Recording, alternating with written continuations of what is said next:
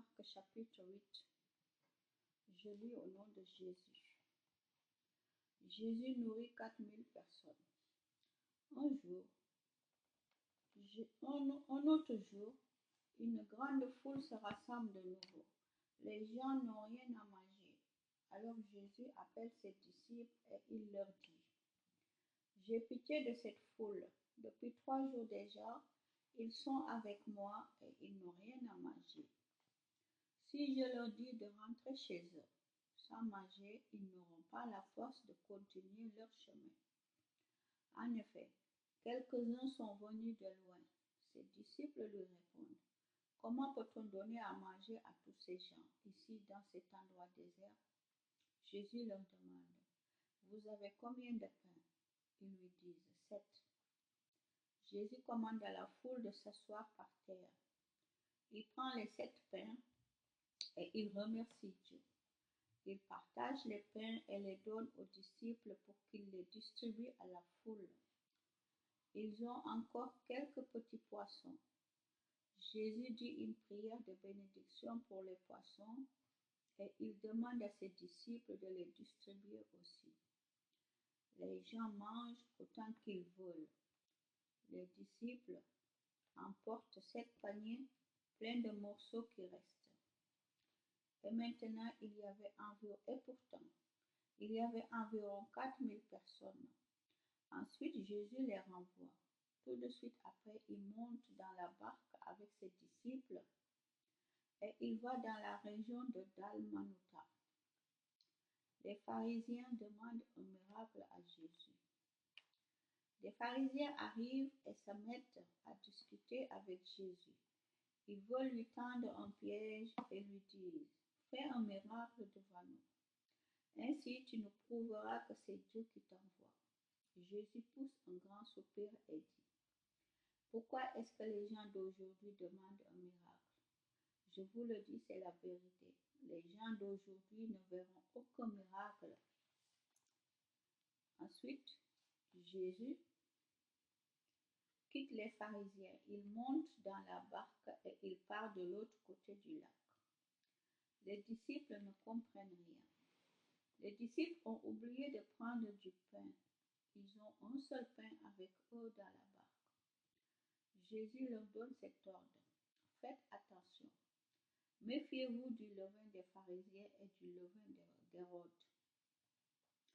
Alors les disciples se disent entre eux, nous n'avons pas de pain. Jésus s'en aperçoit et leur demande, pourquoi est-ce que vous dites entre vous, nous n'avons pas de pain? Est-ce que vous ne savez pas encore? Vous ne comprenez pas encore? Vous avez donc l'intelligence fermée? Vous avez des yeux, est-ce que vous ne voyez pas? Vous avez des oreilles, est-ce que vous n'entendez pas? Souvenez-vous donc, quand j'ai partagé les 5 pains pour les 5000 hommes, vous avez emporté des paniers pleins de morceaux. Combien? Ils répondent 12 paniers. Jésus continue. Et quand j'ai partagé les 7 pains pour les 4000 personnes, vous avez emporté des paniers pleins de morceaux. Combien? Ils répondent 7 paniers. Alors Jésus leur dit, et vous ne comprenez pas encore? Jésus guérit un aveugle à Bethsaïda. Jésus et ses disciples arrivent à Bethsaïda. Les gens amènent un aveugle et ils demandent à Jésus de le toucher. Jésus prend l'aveugle par la main et le conduit en dehors du village. Il met de la salive sur les yeux de l'homme. Il pose les mains sur lui et lui demande, est-ce que tu vois quelque chose? L'aveugle ouvre les yeux et il dit, je vois les gens, je les vois comme des arbres, mais ils marchent. Jésus pose encore une fois les mains sur les yeux de l'aveugle et celui-ci voit clairement. Il est guéri et il distingue tout, même de loin. Jésus lui dit, retourne chez toi et ne rentre pas dans le village. Pierre affirme que Jésus est le Messie. Jésus part avec ses disciples vers les villages voisins de Césarée de Philippe. Sur le chemin, il demande à ses disciples, pour les gens, qui suis-je? Les disciples lui répondent, les uns disent que tu es Jean-Baptiste, d'autres disent que tu es Élie, d'autres encore disent que tu es l'un des prophètes. Jésus leur demande, mais vous, qu'est-ce que vous dites? Qui suis-je? Pierre lui répond, tu es le Messie. Alors Jésus leur commande sévèrement, ne dites rien à personne.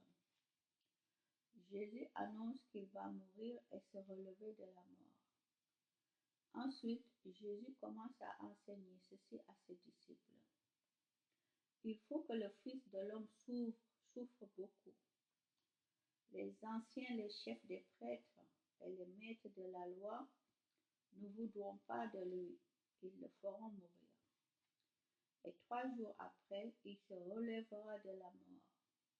Il leur dit cela très clairement. Alors Pierre prend Jésus à part et il se met à lui faire des reproches.